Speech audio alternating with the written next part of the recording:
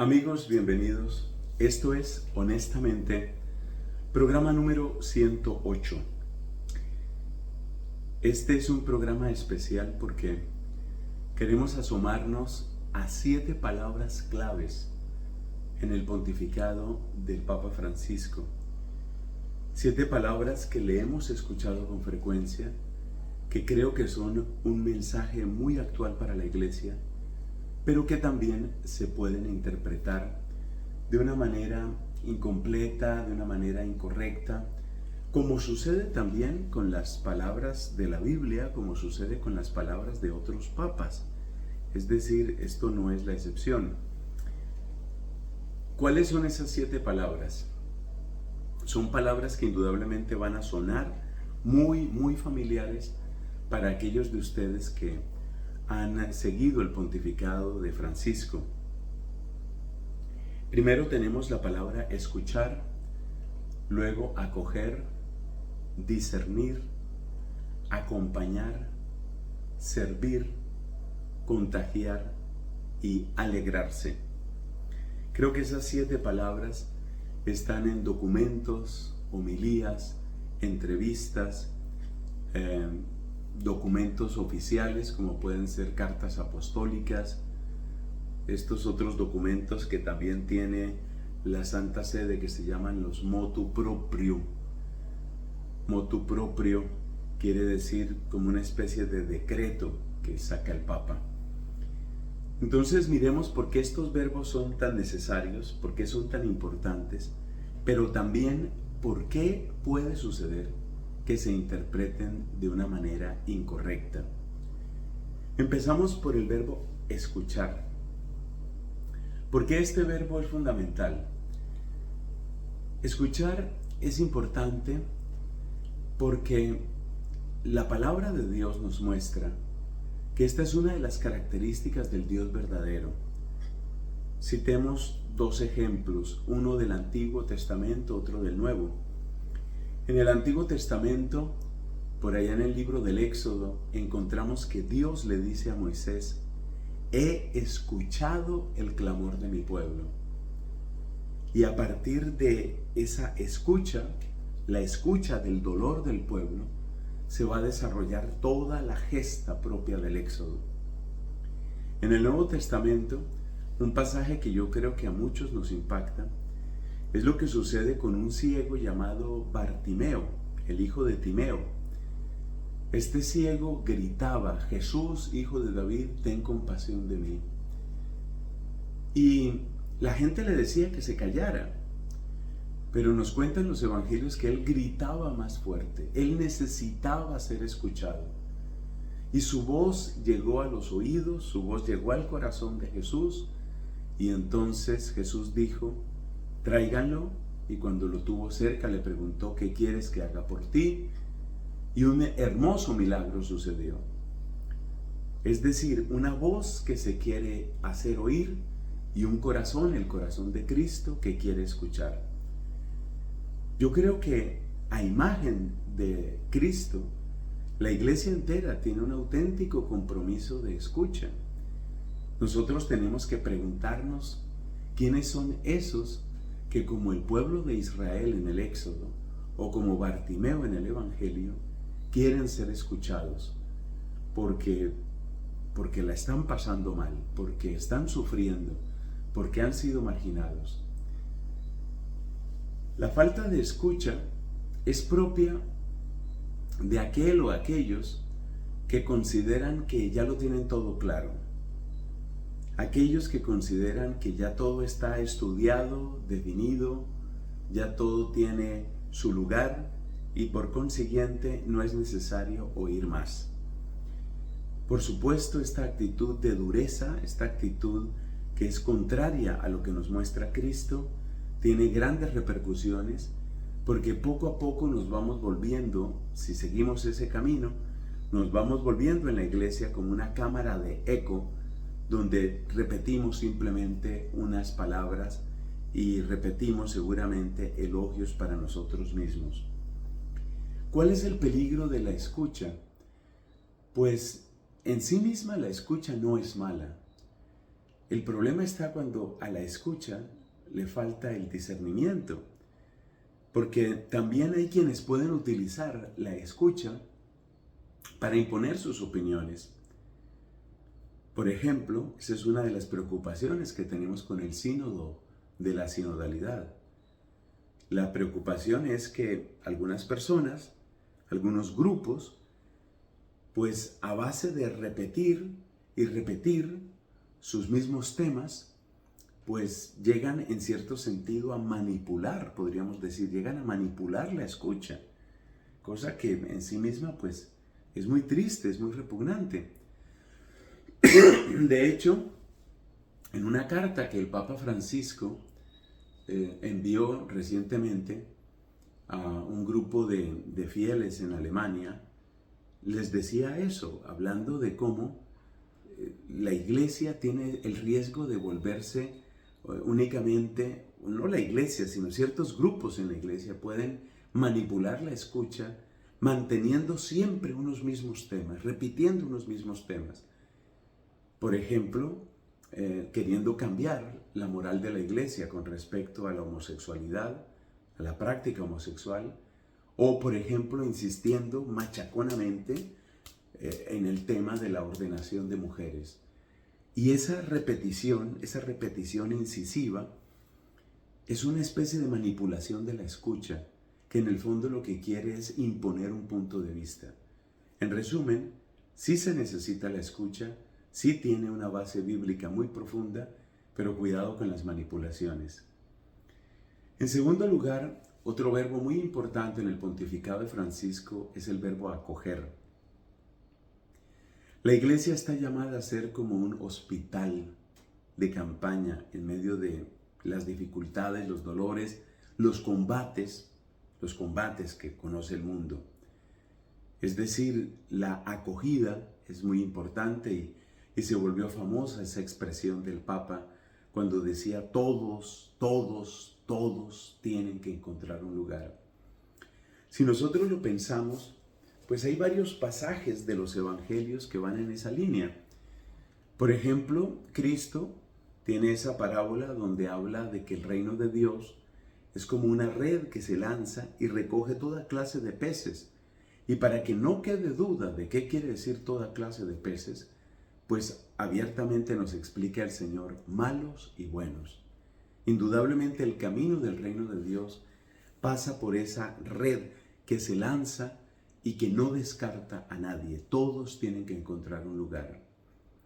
Igualmente, nuestro Señor Jesucristo dice, venid a mí todos los que estáis cansados y agobiados. Y nos damos cuenta que la abundancia de la misericordia de Cristo, pues no empieza por hacerle un examen de catequesis o de teología a aquellos a los que les va a regalar el don de su amor, el don de su ternura. Entonces la acogida es fundamental.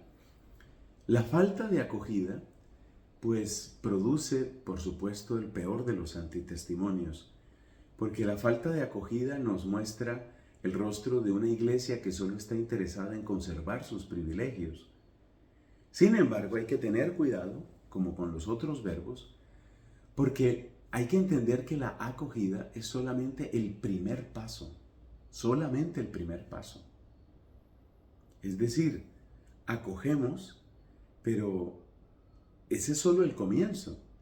Por ejemplo, en las parábolas del reino de Dios, donde se habla de esa acogida, pues también queda claro que esa acogida tiene el sentido de poner un camino, de hacer un camino, que es lo que vamos a encontrar después en el verbo acompañar. Cristo, por ejemplo, come con pecadores, come con publicanos, lo critican por eso. Pero Cristo hace un camino con esos publicanos. Por eso me gusta tanto aquella frase que repito con frecuencia, Cristo me acepta como soy, pero no me deja donde estoy. Y el peligro con el verbo acoger es que convirtamos a la iglesia no solamente en un hogar que acoge pecadores, sino en el hogar mismo del pecado. Y ese no es el sentido de la redención que Cristo ha querido para nosotros. El tercer verbo es el verbo discernir. El discernimiento es fundamental para no convertirnos en esclavos simplemente de prácticas legalistas o de prácticas, las costumbres, eso que tanto ha criticado el Papa, que aquí esto siempre se ha hecho así, como quien dice, si siempre se ha hecho así, siempre tiene que hacerse así. Eso lo ha criticado el Papa y con toda razón. Entonces es necesario el discernimiento. Esto no es nuevo en absoluto en la Iglesia. De hecho, el fundador de los jesuitas, San Ignacio de Loyola, el Papa Francisco, pues es jesuita, es uno de los grandes maestros del discernimiento. Y el mismo Papa Francisco dedicó en sus catequesis, llamémoslas catequesis ordinarias, aquellas que suele tener los días miércoles y los domingos muchas veces, dedicó toda una serie de catequesis al tema del discernimiento. Esto no es nuevo en la Iglesia, que es necesario discernir. En términos de teología moral es muy claro también el discernimiento. Los tres grandes elementos en teología moral clásica son la intención, el objeto y las circunstancias. Circunstancias que pueden variar de una persona a otra. Entonces, muy importante el tema del discernimiento. Pero aquí hay una anotación que la tomo prestada del obispo Fisher, que es el arzobispo de Sydney en Australia. Precisamente hablando de San Ignacio de Loyola, decía el obispo Fisher, hay que tener en cuenta que el discernimiento es entre dos bienes. El discernimiento no es entre peco o no peco. Ahí no hay discernimiento. Ahí las cosas deben estar claras. Y debe estar claro que el cristiano está llamado a vivir en santidad. Y por consiguiente el discernimiento no es entre el pecado y la virtud, o entre el mal y el bien. No, el discernimiento es entre lo bueno y lo mejor. O el discernimiento alternativamente tiene que ver con cuál es exactamente el grado de, llamémoslo así, de maldad o de pecado o de culpa que puede haber en un dado caso.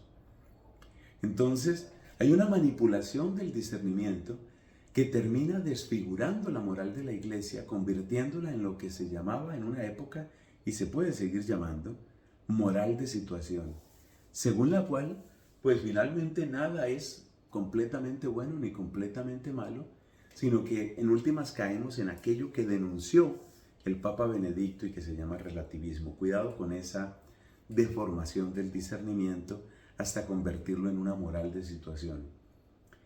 Cuarto verbo importante para Francisco es el verbo acompañar.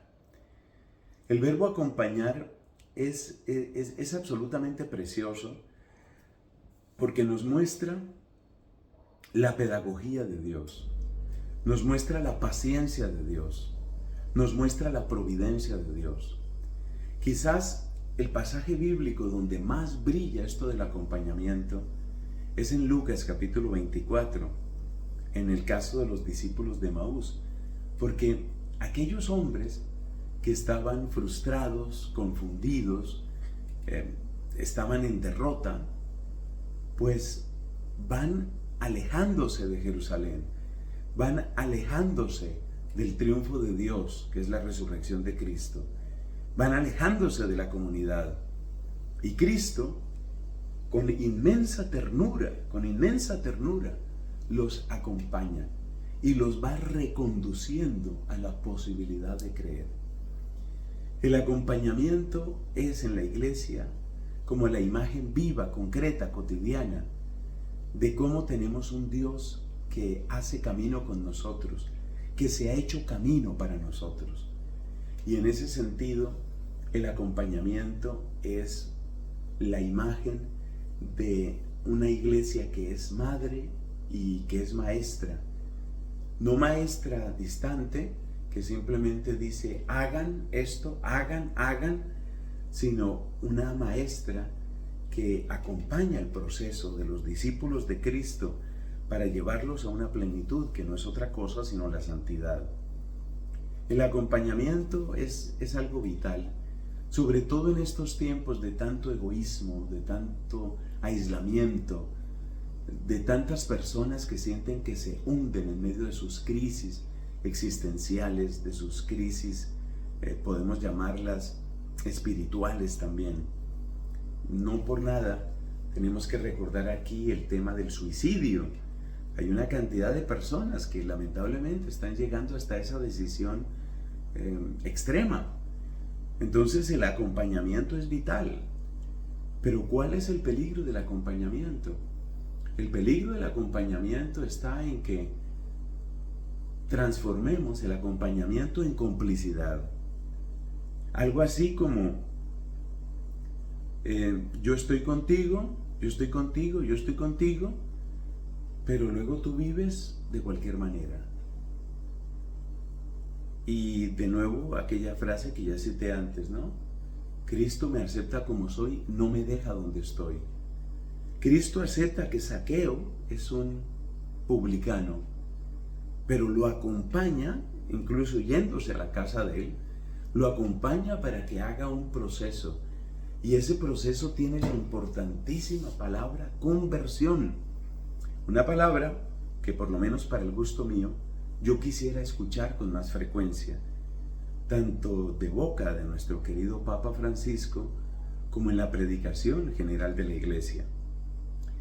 Luego tenemos el verbo servir. No necesita muchas explicaciones, basta recordar aquel versículo en el que Cristo dice que el Hijo del Hombre, él mismo, no ha venido a ser servido, sino a servir.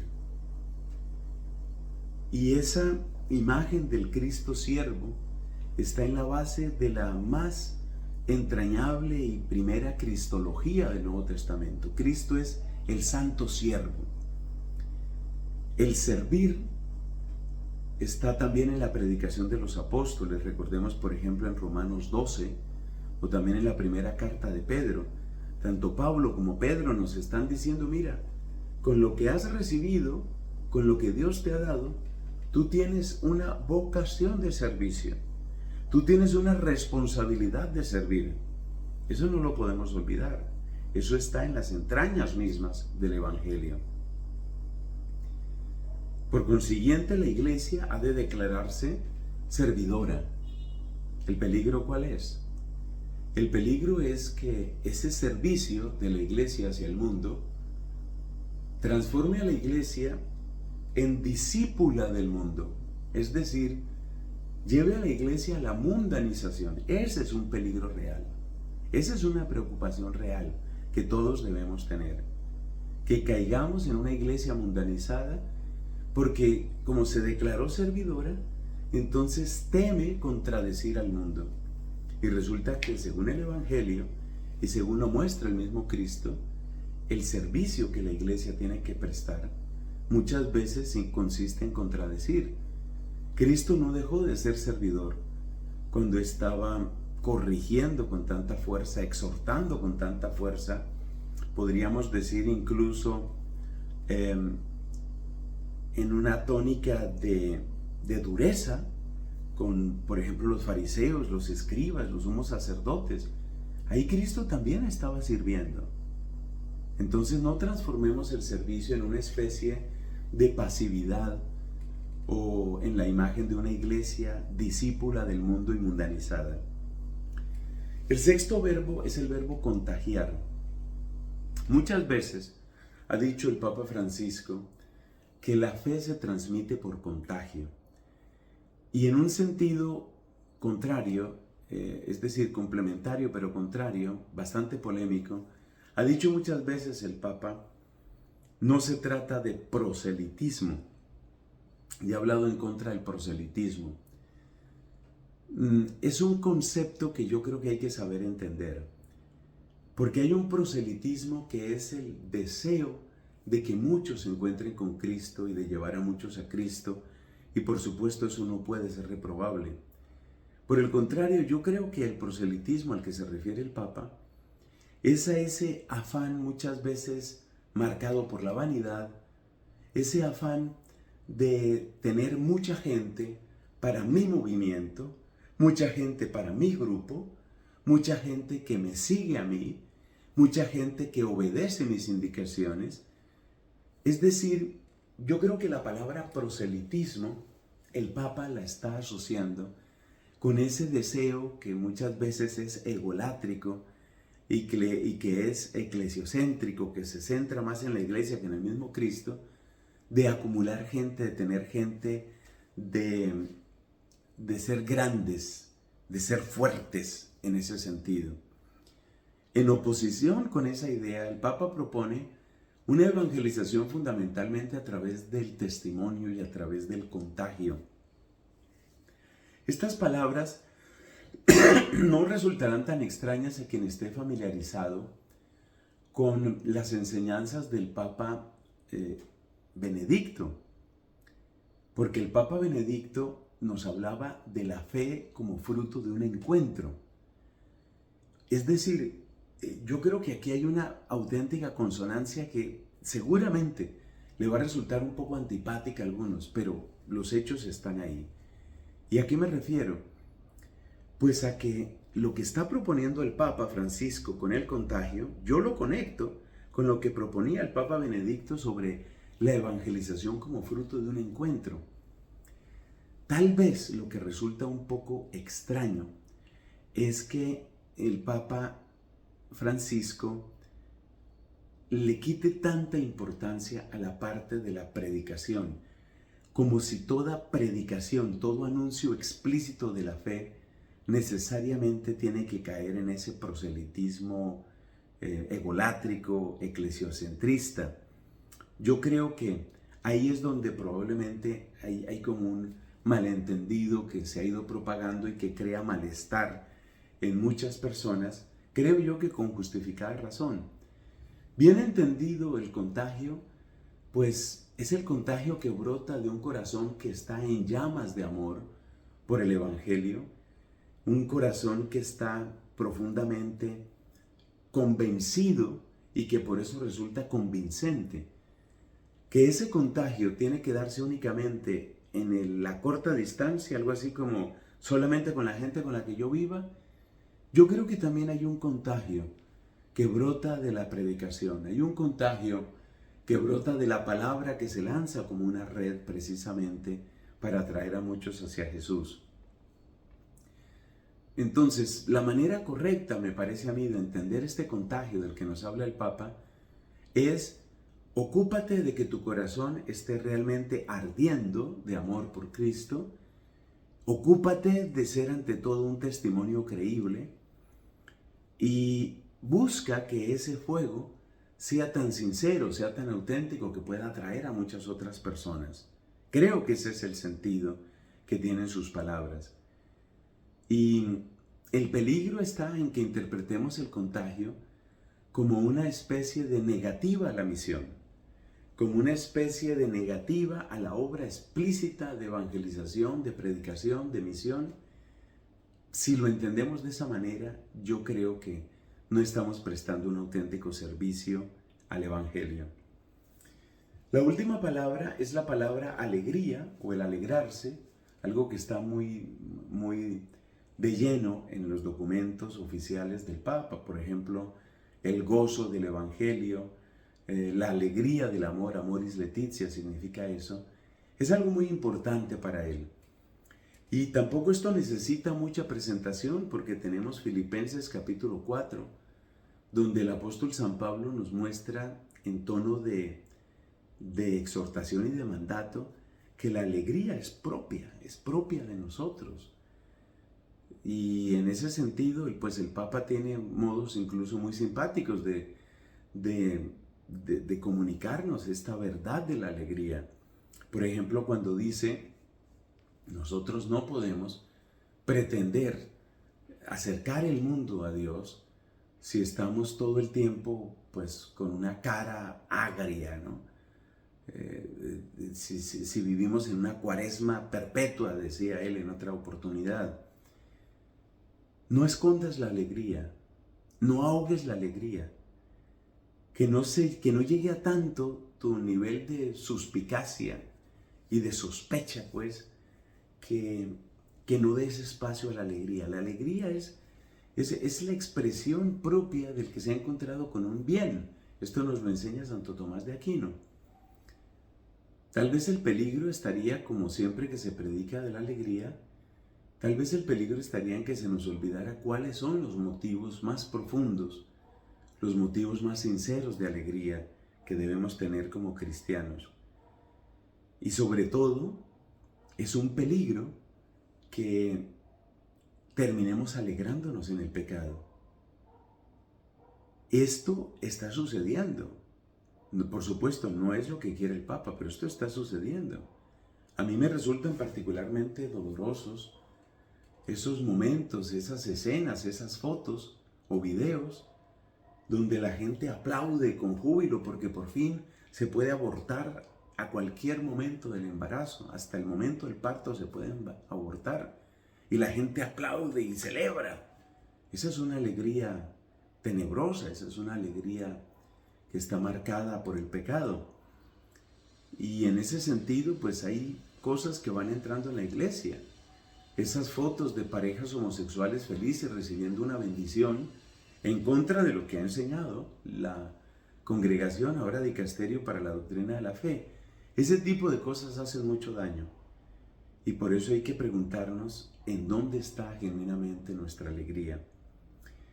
Bueno, esto quería compartirles. Soy Fray Nelson Medina y realmente es un placer tratar de brindar una mirada fresca y espero que suficientemente equilibrada, Dios así me lo permita, que nos invite a orar por nuestro Papa Francisco y sobre todo a seguir el camino del Evangelio tras las huellas de nuestro Señor Jesucristo. Muchas gracias por estar aquí. Hasta una próxima ocasión.